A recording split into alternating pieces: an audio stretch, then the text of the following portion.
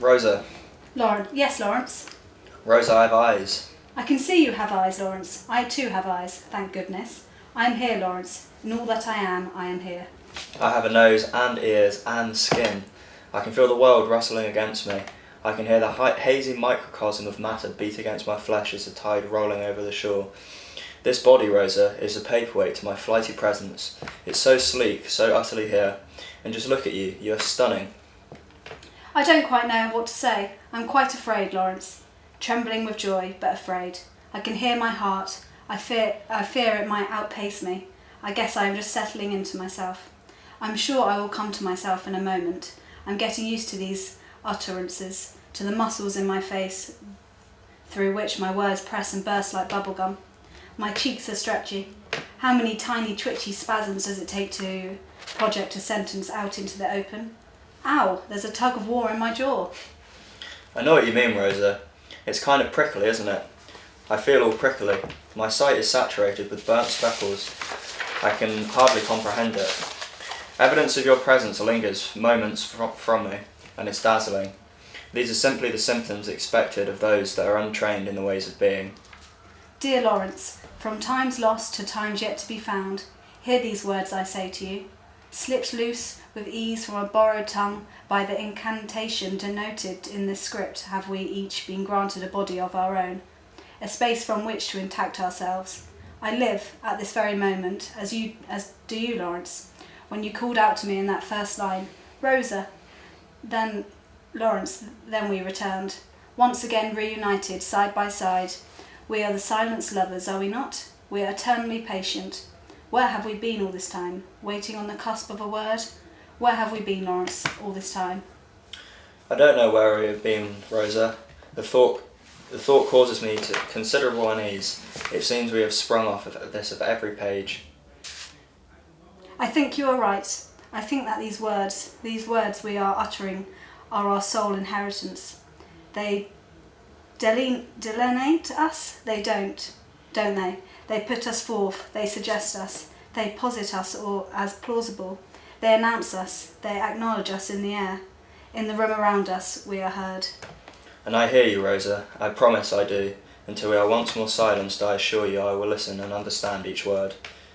That is something comforting, somewhat comforting. I don't know what it would mean for me to be talking here without you to listen to me. I'd admittedly rather not think about it. I'd like to breathe easy, take a walk in the breeze of contemplation, and make time my companion. We can never be without these words, Lawrence. Do you realise that? They delineate us. Keep talking, Lawrence. Don't stop talking at any rate, I implore you. I will keep talking. Let us open fire with talk, with the life force that the reading of this page has given us. Who knows when or whether we shall be given another chance. I'm beginning to feel so at home like this, Rosa, talking to you like this. The syllables taste delicious in my mouth, worthy of lip smacking. These sentences have complex flavours. And you're right, they require an agile jaw. I like telling you these words, Rosa, how palpable it is that time that passes in the seconds it takes to pronounce them. We've assumed a thickness in time and space, and the world waits around us and observes us. All from the moment I called out to you, Rosa, and how funny this is, Rosa, my voice reverberates soundly with the chambers of my throat and belly. It positively tickles me inside. I am fit to start laughing, Rosa, and the way talking like this tickles my innards. It is so very unusual, so very stimulating. I like you like this. I like seeing you experience things. I like you laughing at yourself. We have a weight. We could fall off these chairs. We could fall down to the floor. We could tumble about at the mercy of the physical ramifications of which we now compose a part. What do you think it feels like to fall? I think to fall is to be wide awake. I think so too. I think the fallen has the colour of the sharpest light, a heightened awareness of the impending embrace, the peak of living itself, Rosa. Listen to me speak with a capital I, Lawrence. Pay close attention now and listen to her dutifully reading the script of our being. Did you hear it? Certainly, my dear. I am grateful to her, as I am to him. And how does she do it? She follows a line of command. She has submitted herself to a discipline of automatic obedience and faded into existential euphormity. She has vanished into nothing. No excuse. Not nothing. She has vanished into a single line. She is a line, like the lines upon which musical notes spring into dance, or the line of an osculating, skipping rope that is electrified into a perfect spectre of a living wave. So is it that I am born of her self-renication? I was a character called Rosa, an idea now made palpable in the shamanistic enactment of this text that is my very breath. Here I am, a character thawed from the deepest of hibernations. Rosa lives, Rosa breathes. Let us postpone the slumber we might inevitably return to. Rosa, we have time together yet. Roughly the same amount we always have. I like being with you, Rosa. I like it too. Quite a lot. It's really the best thing I know. We tether each other out of shy furrows. We are sheepish at being. So I pull you out of your shell a little, in order that you may pull me along with you. I love you for that. Don't make me sentimental. You always do this to me. We haven't much time together, you know. I'd rather not get prematurely melancholic. As you previously mentioned, I suspect that our time together will be neither shorter than longer than usual. It's not hard to feel nostalgic about present things. It is so fast slipping. It is already history. But I'm not too worried about that. We're sitting together at this table, see? We are a mere legend, to be sure, but from this temporary perch, enthroned like a king and queen, we have stepped outside of our fate to observe our own legacy. Review it, take it under consideration, let it roll off of these tongues. King and queen, sovereigns of our own fate. Look no further than the evidence of these utterances. I quite like this high perch. I quite like how we have mastered ourselves. Look on, my dear, at our epic lineage.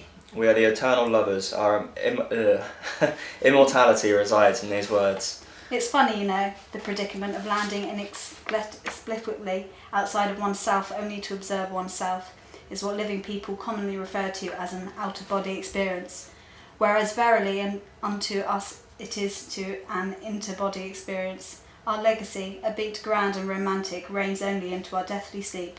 Our eyes are closed beneath the marks upon these pages, sealed shut for long keeping.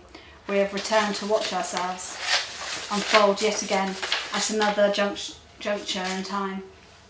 Look how we have grown, Rosa. Yes, Lawrence, we grow old together with each recticle of our love poem. We even outlive these kindly actors, those unwitting resuscitators. Rosa? Yes, Lawrence. Where did they go? Who, Lawrence? Those from whom we have borrowed these splendid apparatus. Go on. They have closed their eyes and wrapped themselves in the cocoon of non-being. They have turned into silent lies that we can pluck with the melody of our character. Or, Rosa, perhaps they are not quite as submissive as you suggest. In an ideal world, maybe, but let us be realistic. The four of us are in fact playing a game of hide and seek in a collective consciousness. I can feel him looking at us, Rosa, peering out from behind his own slumber, observant from his position of passivity. He does not read the words without a tinge of irony, or at least a sustained, quiet scepticism. There is sense to what you say. I feel I am constantly negotiating my right to be here, struggling to make my case, you know? Sure, she is restricted to these words, the words I am speaking to you at this very moment, the words decreed by the script, but she occasionally makes subtle rebellious intonations. She betrays me in the flicker of a passing grimace. It's a little uneasy, to be sure. I assert myself by trying to fit a lot of words into the sentences I speak, hoping their sheer number will overpower him and urge him into the fore, urge me into life. Yet I fear, Rosa, I fear that he trips onto the tumbling sentences and utters misplaced words here and there. He could do it on purpose, you know. He could undermine me in a twisting breach of sanctity of the script that is my very gnome, infiltrating the tone of my character with a small chill unpredictability of his idosynchronicities. My dear Lawrence, stay with me. Our turn is quite not yet over. We still have a little time together. Shall we whisper? Shall we shout? Come, let us leave this topic for something more droll. It is our time after all, and it is up to us how we spend it. Why don't you think I can get up right now, take you by the hand and leave this place? We can walk out of here together, on our legs. Let's go. We can't. Well, we will traverse the elements, wade through water up to our hips. We will loudly stride across the earth, nothing to fear now that we are here. You and your promises, Rosa. Are you not tired of making them? They are lonely but cause me grief. Nowhere in the script have these exertions been mentioned. Yes, they have, Lawrence. I have just mentioned them, and I'll mention them again. Out will we venture, leaving footprints in snowy dales. Don't tell me you can't feel my hands pressing around your abdomen in an exaggerated squeeze. We are racing through the succession of hills in a winter landscape. Evergreens part from the part of our sleigh until we are finally once again at peace with gravity. Falling is our favourite pastime. There is no reason why we cannot get up, leave this place and let a whole lifetime unfold in the wink of a word or two. I'd like to fall with you, Rosa, and you have offered me a certain solace. But how can you fail to see that every move, if prescribed in advance, we are fixed in place, lively automata that pretend animation? I admit your words have been put into your mouth, but Lawrence, you are more than the sum of your words. I know, and here I am, and I perceive you. Be the body borrowed, be it designated, be it organic, be it artificial, be the recipe of your making alphabetic, be it genetic. What makes you, Lawrence, extends far beyond all of those fields of description. I see that in you, Rosa. To me you are larger than life. Could we leave a mark, like lovers do? Rosa and Lawrence, we're here. We're here. We could certainly suggest it. We can nonchalantly drop the hint. You mean borrow a severed hand, have it engrave our name somewhere? Perhaps somebody will leave our plea, lend a helping hand to two lovers in need. Rosa and Lawrence were here, on the bark of a tree. A piece of paper, a discreet padlock and thrown key. My, what am I saying? Lawrence, does it not feel somewhat vandalistic to leave such a transgressive notion dormant in this text? It breaches the code of the script, as if our hand were to reach out of the page, wear the glove of a living person and leave a mark in the wold. It seems awfully illegal. Maybe memory is always kind of vandalism. Something is ruptured, betrayed, violated in favour of a new notion born in its scars. Rosa and Lawrence were here. More than the sum of their words. Not a bad epitaph for lovers unborn. You know, Lawrence, there is an unruly seed planted in this very text. A winding vine which surely lends us to the escape route to our salvation. Into being we will emerge, another Tristan, another Isolde. My dear Rosa, I have not looked through the better part of our lifelong script, but regret that I cannot quite seem to find it. Where is this crafty seed? It's at the very end. It is the fact of its end. We are cut short, we are finite, we are digestible tract of melody. We lie there for the taking.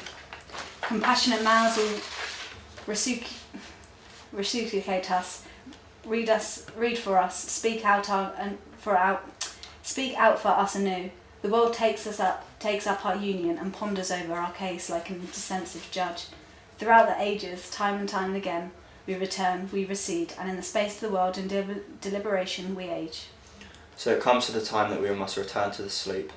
Silence, lovers, eternally patient. Let it not be long until our next meeting. Sweet dreams, my Rosa, and good night. Sweet dreams, Lawrence, and good night.